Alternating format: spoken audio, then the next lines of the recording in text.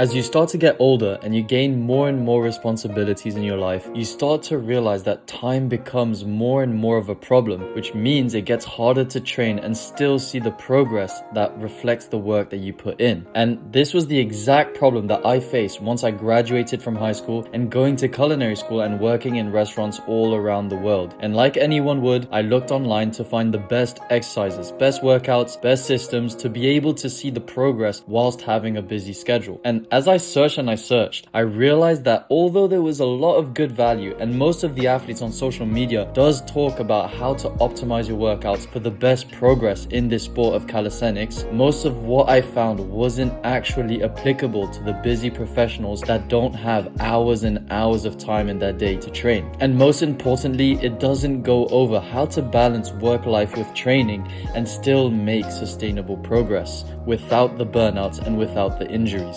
So in today's video, I'm going to be talking about calisthenics, but specifically for the busy professionals.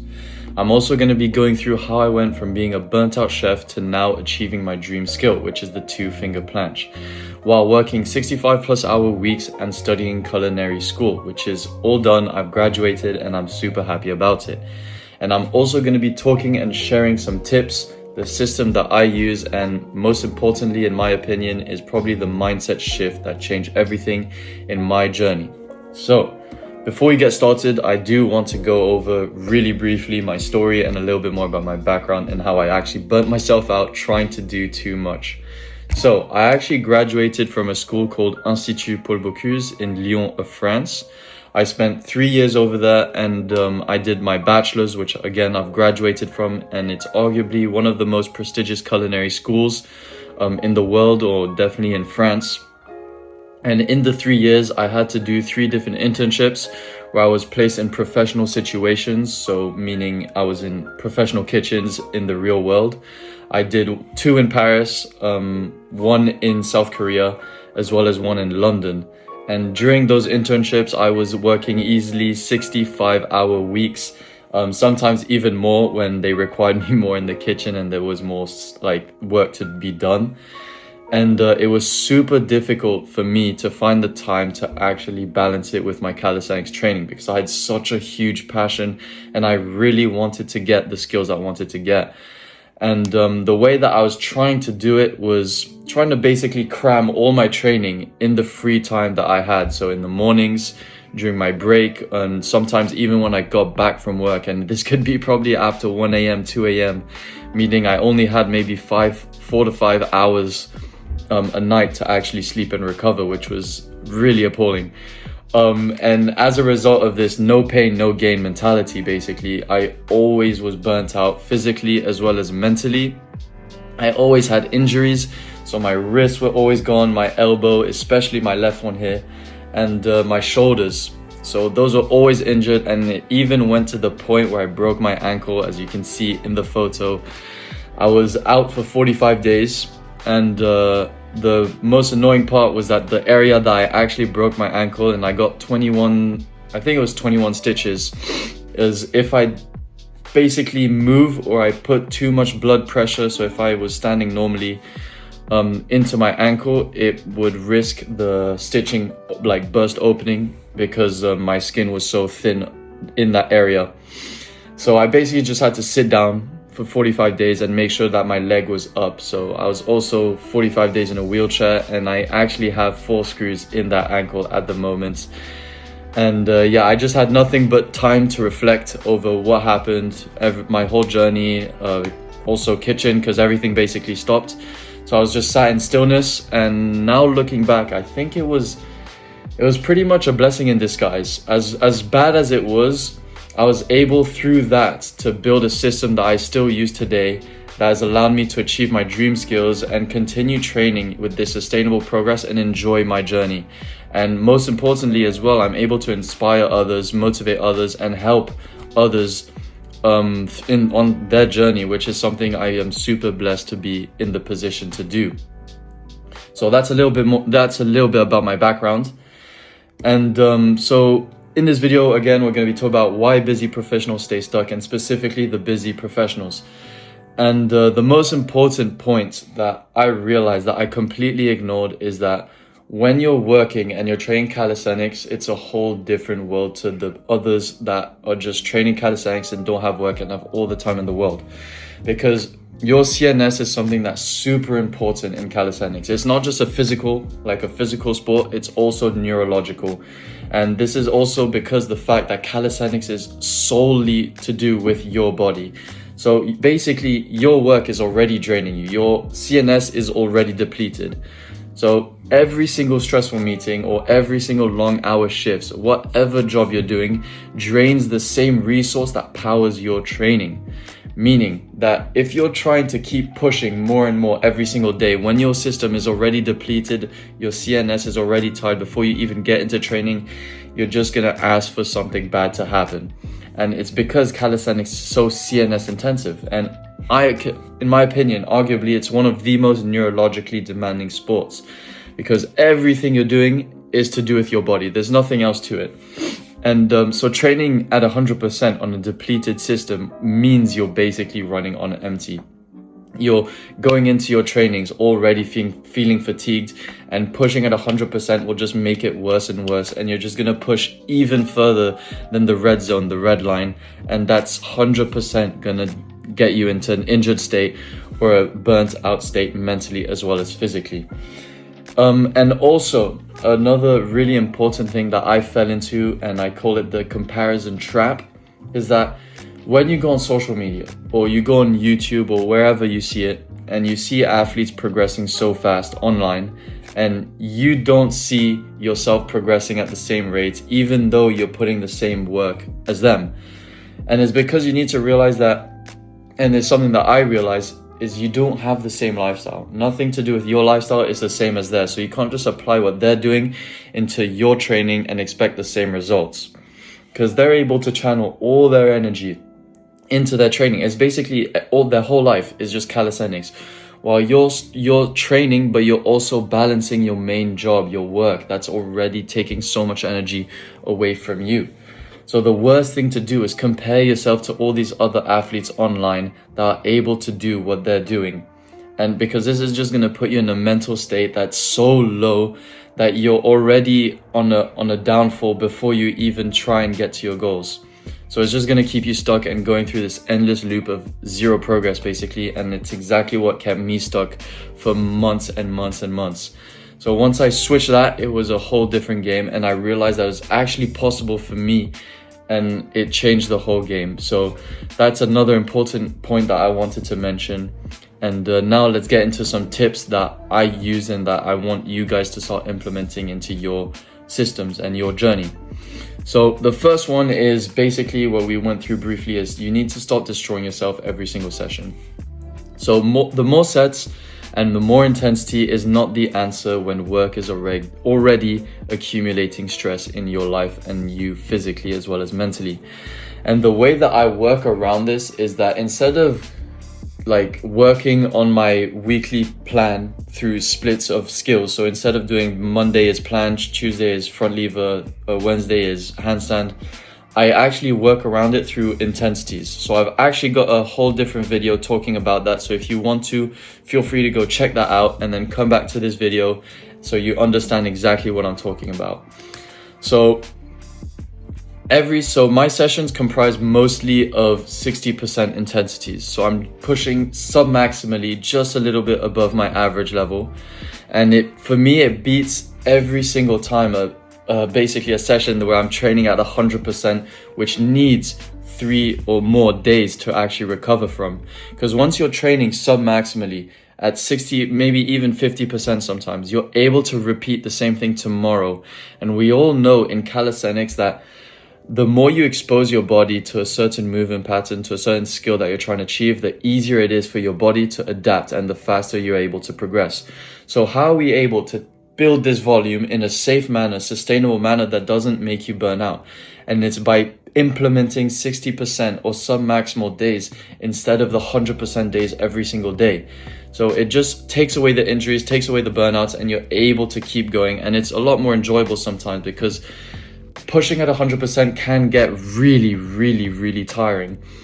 But the main challenge is to bring it down, because everyone can work out at 100%. It's super easy to push yourself every time.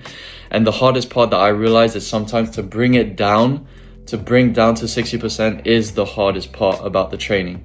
So this is huge. And don't get me wrong, I still do train at 100%, but only 1 to 2 times per week when I genuinely feel fresh. So this might be on days where I'm not working, on the weekends, and I genuinely feel like I'm able to channel all my energy into my training and I can make the most of it. And the other days, again, are not wasted. They just make up these 100% days possible. So my active recovery days, my rest days, as well as my 60% sub-maximal days.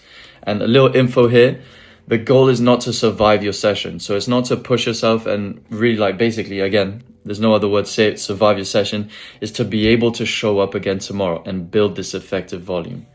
So that's the first tip that I wanted to give.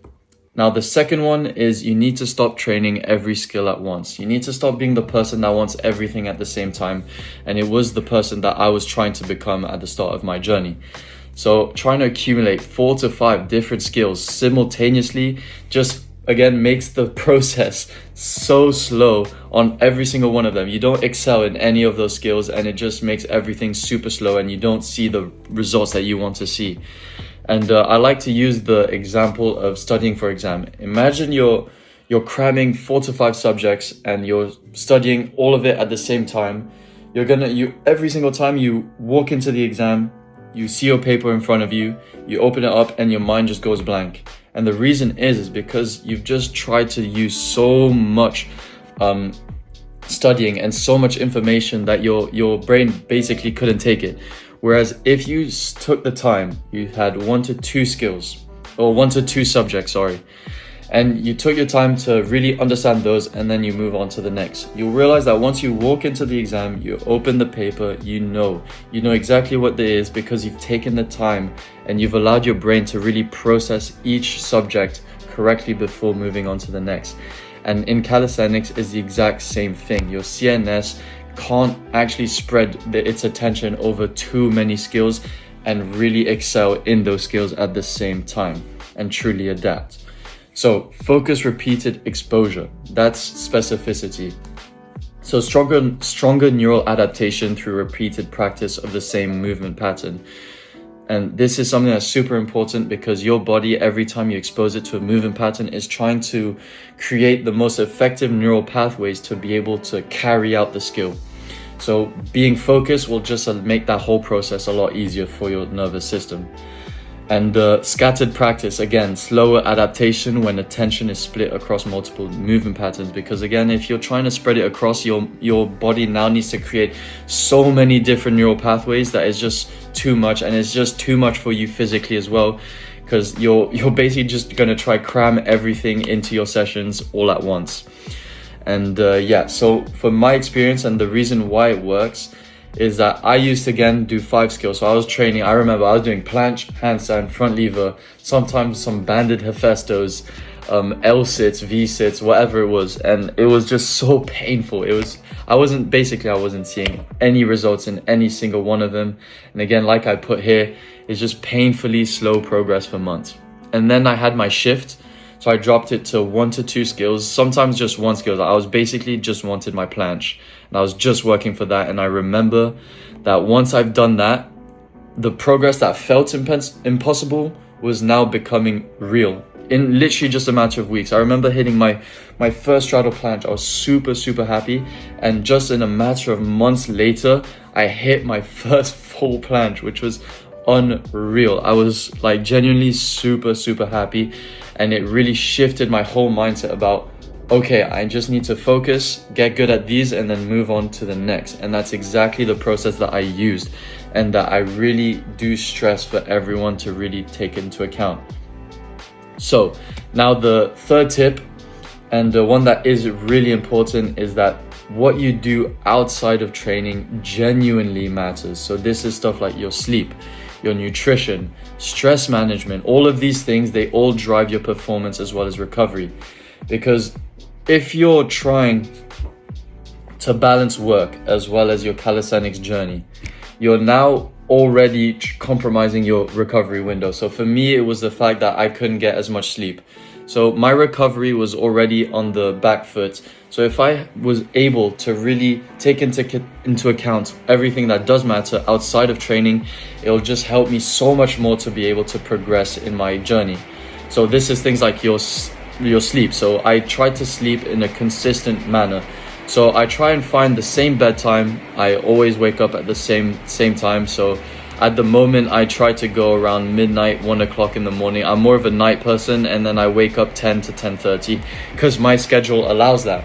And back when I was working and I was at school, it was very different. I had to wake up sometimes at 4:30 in the morning, and that's when I would go to bed at 9:30. So it was consistent. I always had a routine that allowed me to keep a good working, like basically good sleep schedule to allow recovery to be better for my specific routine. And sometimes, of course, you're not going to be able to maximize this. You're going to have nights where you don't sleep. You're going to have nights you sleep very little. And as long as on the larger scale, you do have a consistent amount of time you sleep, then that's all that matters. If you have 1 or 2 off nights, then it's all good. Don't even stress about that. And also, you need to be able to eat. You need to eat enough. So eat enough, or don't eat too much. So the reason being is that me personally, as a kid, I was always bullied for being the short, chubby kid. And this just led me to being scared of eating food. So especially things such as carbs and fats. And my whole mindset was, okay, I just need to eat protein.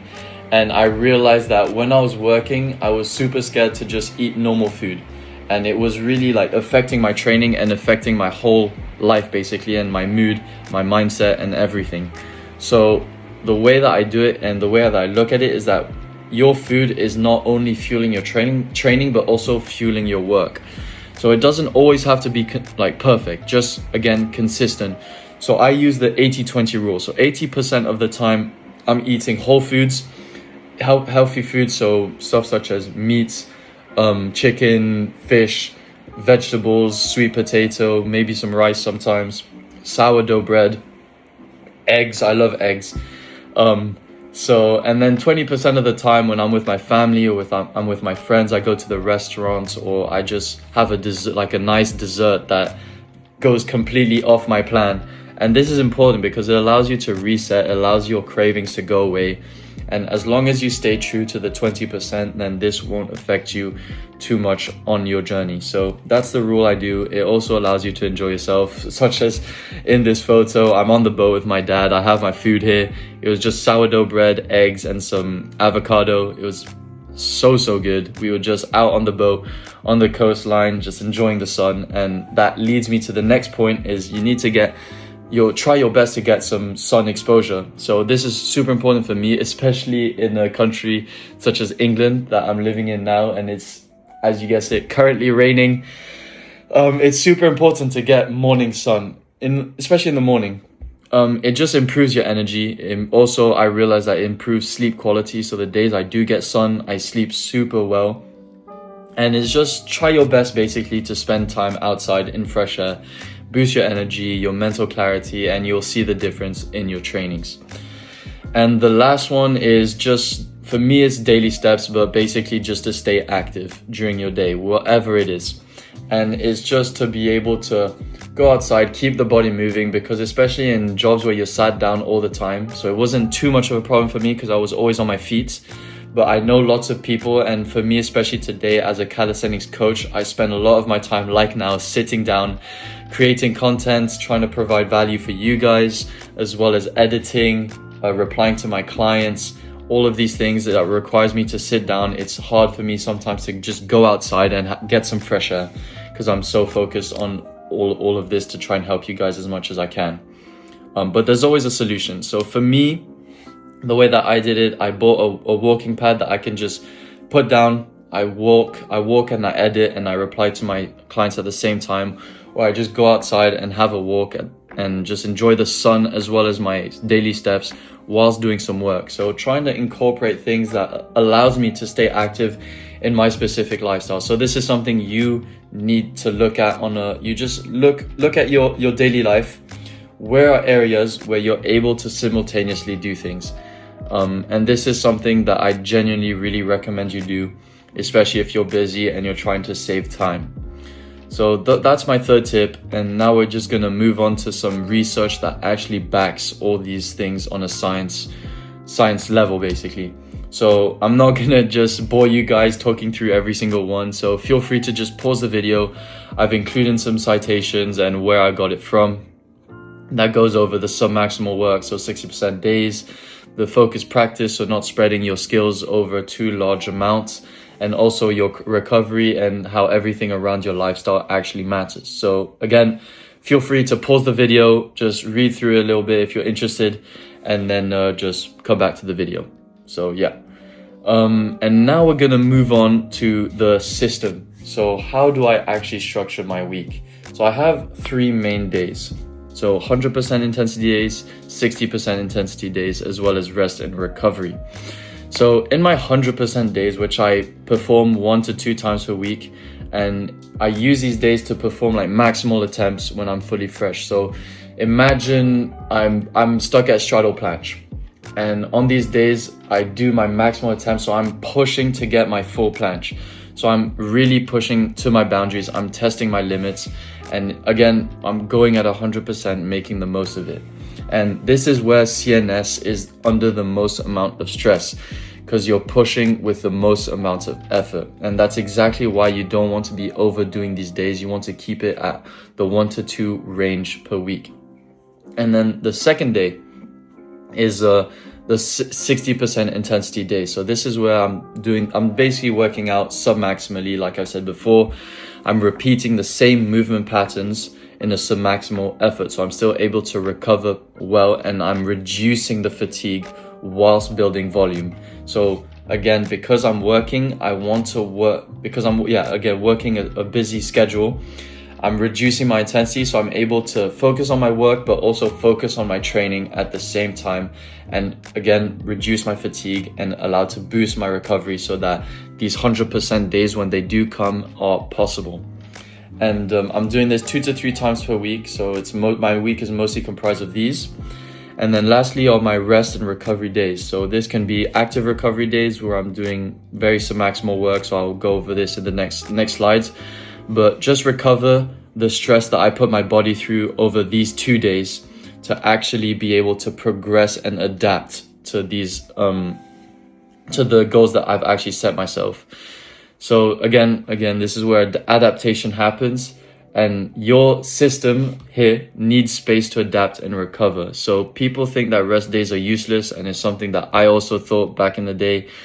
But it's actually where all the magic happens. It's where all of this work comes to reality. It's where your body takes all this stress and adapts to it and recovers so that you're able to progress. It's where progress actually happens. It's where you really like put into work I can't put it into better words. It's where the progress basically happens.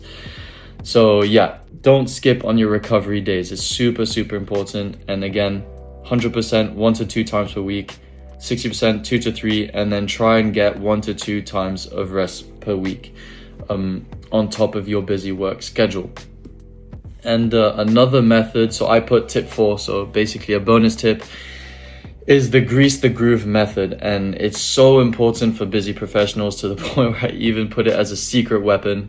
And grease the groove, basically what it is it's where you're putting yourself through very low effort sets throughout the day. So instead of having a specific amount of time here, so because it's so rare to have like blocks of time in your day where you can really have a good session, when I was working, I implemented grease the groove. So I was just doing a couple sets throughout the day. I broke up my session throughout the day. That's the best way I can put it for you. And it's very important because, again, for busy professionals, consistency is king to build safe volume, to be able to expose your body to the movement patterns and your goals is super, super important. So frequent and low effort practice. And it also boosts your neural adaptation. So again, this method builds volume, reinforces the motor patterns that you need to be able to achieve the skills that you're going through. And it's a training for your nervous system to become more efficient at the movement without accumulating excess fatigue. Here, I'm going to stress this: excess fatigue. Super, super important, because I'm just going to say again, because I genuinely need you guys to understand this. Your work is draining you more than you think. So if you're building too much fatigue from your training on top of work, it's not going to work. So super important point. And it's very good for your 60% intensity days. So trying to fit a couple sets around your main session is just going to allow you to build more high quality practice without, again, draining your central nervous system. And so Grease the Groove also works on active rest days, but I would recommend you doing skills that require more balance and technique instead of pure strength and effort. So this is skills such as the handstand here. So handstand is a skill that's really, really good in Grease the Groove, because it's a skill that just requires balance and technique, basically. So if you're able to do as many attempts as you can, it will just speed the whole process up to learning skills such as the handstand. And active rest days without interference. So again, because your active rest day, you don't actually have a main session. You're able to practice throughout the day without interfering with your recovery, because you're not pushing yourself through over even 50%. You're basically staying at the 10, 20, sometimes 30% effort. So it doesn't actually put too much stress or demand on your central nervous system. And multiple skills, low fatigue. You can practice multiple technique skills on rest days, because they actually are not CNS intensive, again. So allowing you to keep improving while recovering from your strength work on your 60% as well as 100% days. So that's exactly what I mean. So technique work, recovery, and also allows you to keep progressing are the 3 points that Grease the Groove allows you to improve on. So moving on, how do you actually structure this on a day-to-day basis and the order that actually makes it work? So you're going to realize that 100% days doesn't come after a rest day. It comes after, as you can see here, 60% days. And this is because if you go from a rest day straight to max effort, it's like revving a cold engine in a car. Your 60% days are there to prime your CNS to be able to perform better on your 100% days. So this does require a little bit of planning on your end. So you go through, you have your 60% days, so prime your CNS, activate movement patterns, and then after that, because you're only going above 50%, you're going to recover enough in this window to then be able to perform your 100% day. So this way you get your max attempts and as well as heavy volume to peak your effort. So pushing your boundaries, and then you're going to have your rest day. So even sometimes if it requires two rest days, one full rest day and then an active recovery day, that is completely fine. It just allows your CNS to recover and to really put the adaptation process into work. So then, as you can see, we go back to this dot and it repeats the cycle. So this is the structure that I really, really encourage you guys to do. And again, I go through this in another video, so feel free to go check that out. Now, the mindset shift. So the most important sentence that I can put it in is that you need to adapt your training to your lifestyle and not the other way around. You don't want to be forcing your lifestyle around your training. So you can't just force yourself, because your work is something that will always be there. You can't change your work, but you can change your training. So that's why when you take trainings from other videos or other tutorials and you try and force it into your work schedule, it's impossible, because you generally don't have the time, you don't have the structure to be able to implement the systems you see on social media online into your work schedule. So the old way that I was doing it, again, I was forcing everything in the mornings, squeezing my sessions into my breaks as well as when I come back home, and I sacrificed things around my life. So sleep, I would never see my family, I would never see my friends. I was barely eating because I genuinely didn't even have time to cook. And this forcing my lifestyle around my training killed everything. I wasn't seeing the progress, I was burnt out, everything was going wrong basically. And then I shifted that. I adapted my lifestyle to other way around. I adapted my training around my lifestyle. So yes, stopped adapting lifestyle to training. And This was super important because that's when I started implementing 60% days or active recovery days. When I didn't have the time, I was doing grease the groove. When I did have the time, but not too much, and I still felt a little bit I needed to recover, boom, 60% days. And on days like the weekend or where I had an off day, there we go. I planned for it, where I have a 60% day the day before, and then I know I'm ready for a 100% day. I know I can push myself because I don't need to worry about work. I can solely focus on my training. And this new way to build around my job and not against it, changed everything and allowed me to really be able to get skills such as the 2-finger planche.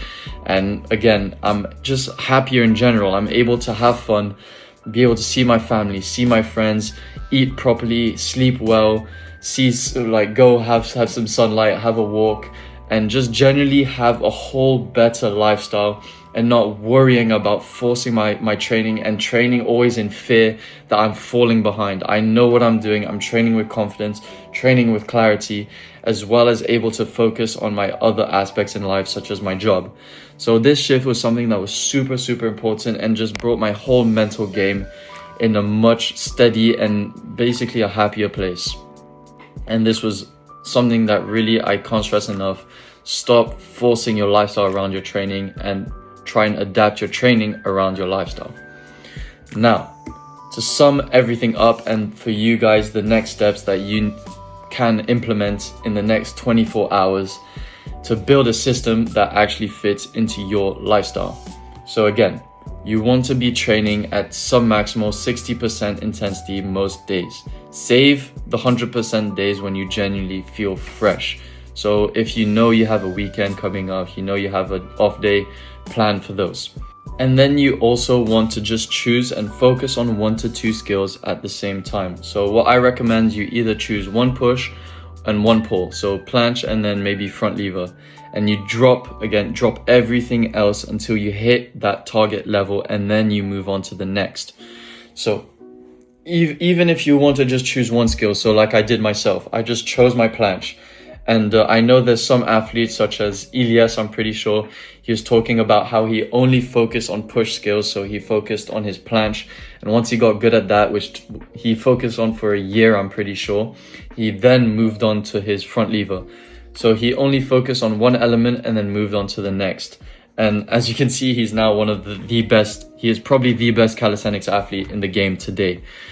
And other things like Dailong, I know he mentioned, because he's the Maltese king, he only focused on his planche training as well as his multis to be able to achieve the level he's at today. And now he's able to move on to other skills. So I know right now he's working on his 1-arm handstand. So this is something that is being done by high level athletes. So don't try and be the guy again to spread your skill set across too many, because it's just going to make progress painfully slow.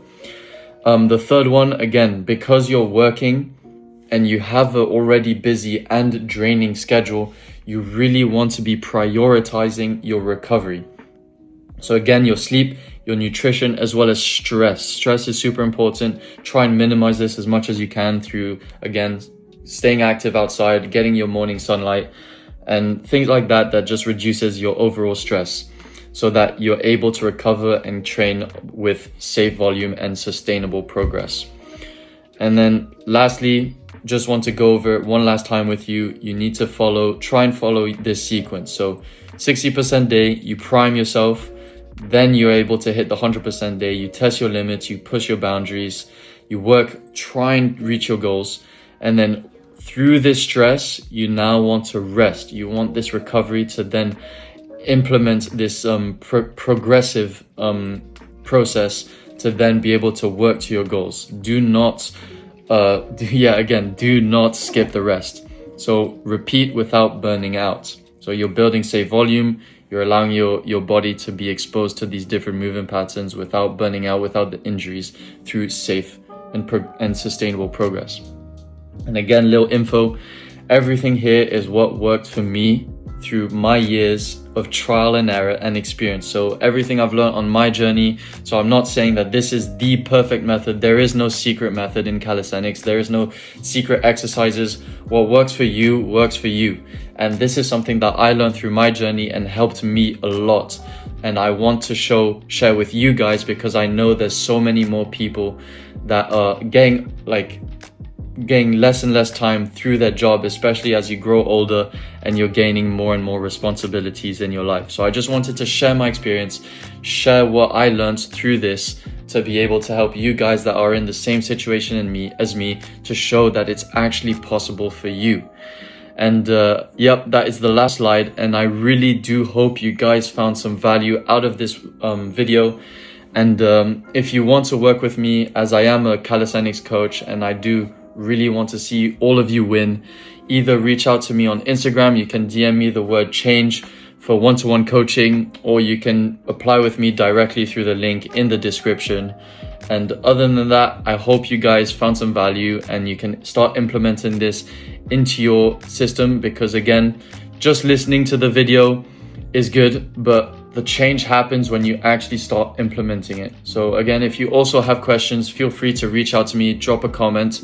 If you want to see anything else on this channel, feel free to just drop all of that in the comment section below, and I'll be more than happy to do so. So yeah, thank you guys so much for watching. Your support genuinely means the world to me, and I'll see you in the next video.